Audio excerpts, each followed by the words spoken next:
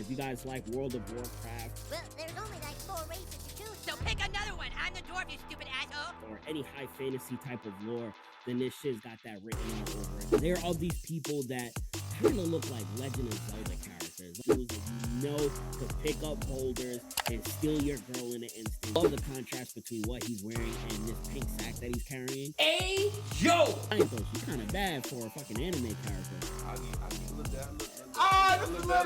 Just the fight scenes alone, Yasuke versus this demon is nuts.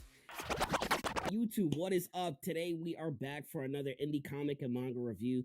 Checking out 2 projects today. Make sure that you guys sub the channel, like this video, check me out over on Patreon, and enough of the small talk, let's get right into it. First project we're checking out, Legends of Omnia. This is available on voice.me. It is for free. It was written by Matthew Cole and art is by JP Eba Adon. I hope I pronounced that right. But I've been following them on Instagram for a minute and I knew I had to check out their projects. I love the way the characters look. I love the artwork. There's something that is a little bit familiar to it. If you guys like World of Warcraft. Well, there's only like 4 races to choose. So pick another one. I'm the dwarf, you stupid asshole. Or any high fantasy type of lore, then this shit's got that written all over it. Let's fucking get right into it. All right, so you know, anytime it's a voice.me or webtoons or any one of those platforms, they got the vertical on lock with the storytelling, which is fucking dope. This project is about 3 brothers, and they're basically tracking these like ogre type of beings who have captured, I think they're like children or teens from their village. And they're tracking them to, one, obviously rescue the fucking teens or the kids that they have captured, but also figure out what the fuck they're doing, what's their hideout, you know, all of those fucking spicy details in the story. All right, so there's 3 brothers, and you guys know I'm gonna butcher these names, but Varan, Vareus, and Voro, I hope I pronounced those right. No. They're of these people that kind of look like Legend of Zelda characters. Like, again, like I was talking about the high fantasy, they got the pointy ears, they look like elves, they do all type of magic and shit like that. And in the stories, normally the elves are the good people. There are a few, like in Thor Dark World, but that is totally different. But for the most part, elves are generally portrayed as strong, magical, good creatures. So the 3 characters are tracking these big-ass ogres. And if you guys ever play Soul Calibur 2, which is one of my favorite fighting games, there is this character called Necrid. And that is what these characters remind me of. Or if you play like World of Warcraft, I don't really play World of Warcraft, but I watched a lot of people play it. I was playing other MMOs, but like this is like the typical like ogre, muscles, teeth that like the crazy ass underbite, like the piercings, like everything, like these big brolic dudes that you know could pick up boulders and steal your girl in an instant. Like these are the fucking monsters that these 3 elf brothers are actually tracking. And like I gotta pause it, it's just like, look at this artwork. The artwork is crisp. You can, when you zoom in, or even when the story zooms in, you can see all of the minute imperfections. Like you can see the digital brushes that they use, but when you zoom out, oh my god, like the muscles are there, the environment, the background, the trees, the bushes, like this is fucking awesome. I love the details where it needs to be. This is perfect right here. This is the most beautiful piece of art I ever heard in my life. So now we see the 3 brothers and they're tracking these ogres. I think they're called Virans. And now we get to see what these 3 brothers can actually do. And this, again, ties back into the artwork. You can see that their bodies start to transform with these feathers and they're able to turn into birds. And it's pretty funny because I think 2 of the brothers are able to turn into eagles and then one turns into like this little bullshit ass bird. But it's mad funny. But they're able to turn in these birds and they want to track these ogres to see where exactly are they taking their human, not human, but elf captors that they have. Captors? Is it captors? Yeah, I think it's captors. We're gonna rock with captors. You are so dumb. You are really dumb. For real. So we make it to the ogre's hideout and they're about to sacrifice the people that they captured. And now it's fucking go time. They transfer back into their humanoid form and we can see like this bear aura around one of the brothers. Like this shit looks fucking dope. We got one brother using arrows, sniping people from above. Like, yo, my dude thinks he's Link or like Hawkeye or some shit. And yo, my boy got skills. Like this ogre took an arrow right through the neck. Like you ain't recovering from that. Like your whole neck meat is just getting exploded right now. We got one brother that got Kratos' blade of chaos. He's using using like wind powers. Like, yo, these ogres really ain't doing shit this whole time. Like, they getting fucked up. One of the main brothers, I don't fucking know their name, but he's taking 2 ogres at the same time. Like, they hitting him with the double team, and he's still putting in that work. It's pretty obvious you're not going to defeat him by yourself. I hate to admit it, but I think you're right. Like, yo, these ogres, like, they really can't do anything. Like, these 3 brothers, they got a nice little squad, a nice little party right here. We got one that's doing magic. We got one with the arrows. And then we got the one dude, I think he has, like, a bow staff or a sword or some shit like that. But, yeah, they're fucking putting in work. Like, these ogres are dropping left and right. But, of course, we got the main one, the one with the white hair, the one that you know is about to put that work in as well. And look at this. Ogre with the white hair takes his axe, slashes down, cuts one of the main characters' eye. Can't even front. If you got a scar in your eye, your riz like gets raised to like levels beyond imaginable. It's like all the girls just want to date you. I mean, think about all the characters that got a slash in their eye. It's like they're badass. Like, that's automatic for the ladies. Episode 5, the fight continues. I'll let you guys kind of dig into this, but all in all, this shit was dope. I love the artwork. I love the character designs. I love the whole elves versus the orcs or ogres, whatever you want to fucking call it. That high fantasy, that MMORPG. If that is all your bag, if that is your shit, check this project out. Again, it's available on voice.me. I think I said voiceme.com or in the beginning or whatever, but it's voice.me. I'll make sure that I put a link to it in the description. But yeah, make sure you guys follow them on Instagram and check this project out. On to the fucking next one. Quick commercial break. Always got to plug myself. So I got my Patreon. Make sure that you guys check me out there. There's a whole bunch of benefits on there just for free. You don't have to sign up on anything. I got my podcast on there that you can listen to the audio on the go. Obviously, I got my video content as well. There's also extra content. A lot of good shit on there. It's $2 if you just want to support me, just because $2 a month, and also $3 a month where you get access to that extra video content, and you also get chances to win fucking indie comics and projects that I'll be able to send to you. So yeah, again, just wanted to plug myself. Now we're gonna get back to the video. All right, next one, Black Sun. This is available on Webtoons and it's free. And yo, I must say, this shit is fucking flames, yo. Oh my fucking god, the artwork in this is nuts. The storyline is crazy. We're gonna start on the prologue. I know there starts off on chapter 1, but there's actually a prologue to everything that happened, and the prologue is not to be played with. Do not skip the prologue. Like, I could see the influence of Naruto, Demon Slayer, even Bleach in this, but don't get me wrong, this shit is its own story. Its own story with its own characters. I make sure that's that real deal, though. Own design is everything, but it is fire. Hold on. Yeah, chase it, please. Yep, you got to do it.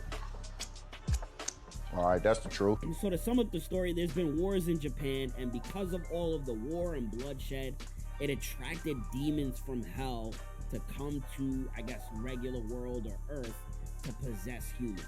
And what it did is it made all of the clans in Japan, this is actually centered in Japan, come together to now fight the demons.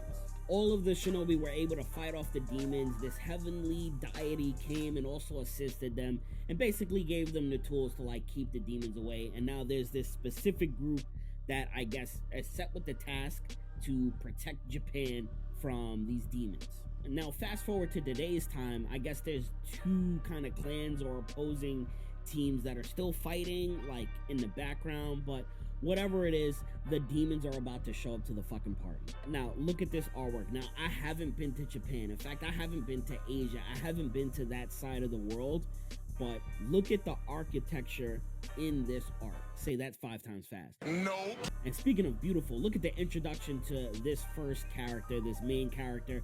I don't know if this character is going to be a recurring character in the future of the actual story, Black Suns. I'm gonna have to go back, read those, and maybe do like a second review on this, but I wanted to start with the prologue because I love to honestly get the essence of what a story is. But look at this main character. His name is Yasuke. Jacket fire. He's got a fucking katana that's already badass, and I love the contrast between what he's wearing and this pink sack that he's carrying. Hey, yo! But yeah, let's see what the hell's going on here. It looks like he was in some battle with some dude that he was supposed to track down, and I guess bringing back the body parts is proof that he accomplished his mission. So the person's body parts that he brought back was actually his master. And Yasuke and this Lord Crimson, they're part of something called the Crimson Empire. They go back and forth. You know how Yoda talks to Luke Skywalker? They do that whole, you know, let me teach you a lesson while I sent you on a mission type of thing. After this conversation, Yasuke goes to his wife, and we found out that his wife is pregnant. His wife is, she looking kind of alright though. She kind of bad for a fucking anime character. I'll give you a little dad. So Yasuke's wife, Aniko, is basically having this ritual done to her while she has to give birth.